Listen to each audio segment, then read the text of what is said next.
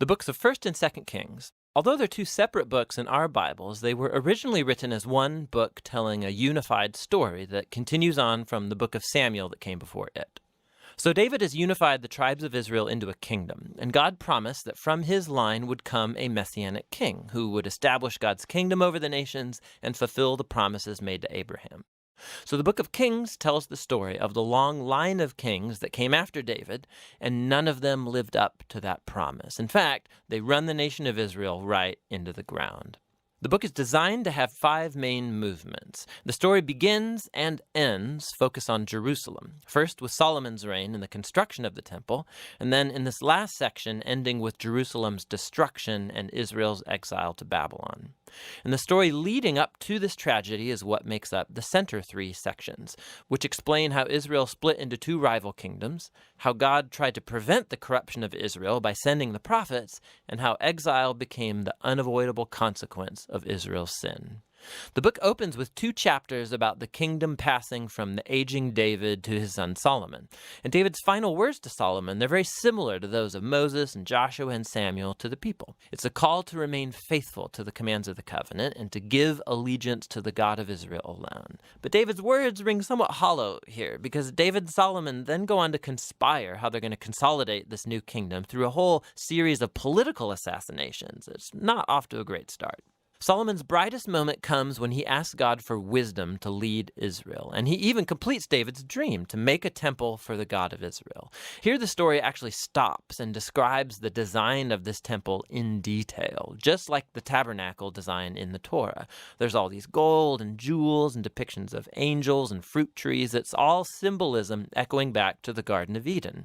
It's the place where heaven and earth meet, where God's presence dwells with his people. But no sooner does Solomon finish the temple that he makes some really horrible choices and the kingdom falls apart. He starts marrying the daughters of other kings, hundreds of them, for political alliances. And then he adopts their gods and introduces the worship of those gods into Israel. Solomon then accumulates huge amounts of wealth. He builds a huge army. He even institutes slave labor for all of his building projects. Now, if you go back to the Torah and look at God's guidelines for Israel's kings in Deuteronomy 17, Solomon is breaking every one.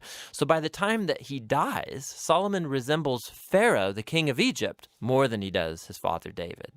The next section of the book opens with Solomon's son, Rehoboam, acting just like his father. It's a very sad story of greed and lust for power. He tries to increase taxes for slave labor. And under the leadership of Jeroboam, the northern tribes reject this, they rebel and secede, and form their own rival kingdom. And so now in the story, you have the southern kingdom, Judah, centered in Jerusalem with kings from the line of David, and now this new northern kingdom called Israel, whose capital will be Samaria eventually. Jeroboam also goes on to build 2 new temples to compete with Solomon's temple in the south. He puts a golden calf in each one to represent the God of Israel. The connection to Exodus 32 and the golden calf, it's all quite explicit. From this point on, the story goes back and forth from north to south, tracing the fate of both kingdoms. Each one had about 20 successive kings, and as the author introduces each king, he evaluates their reign by a few criteria. Did they worship the God of Israel alone, or did they promote the worship of other gods? Did they deal with idolatry among the people? And did they remain faithful to the covenant like David, or do they become corrupt and unjust? And according to these criteria, the author finds no good kings in northern Israel, 0 for 20, and then in southern Judah, only 8 out of 20 get a positive rating, which connects to another huge purpose in this book, and that's to introduce the role of the prophets, key figures in Israel's history. So in the Bible, prophets were not fortune tellers.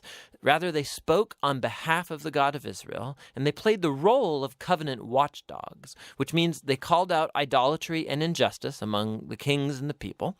They were constantly reminding Israel of their calling to be a light to the nations, that they should obey the commands of the Torah, and so the prophets challenged Israel to repent and follow their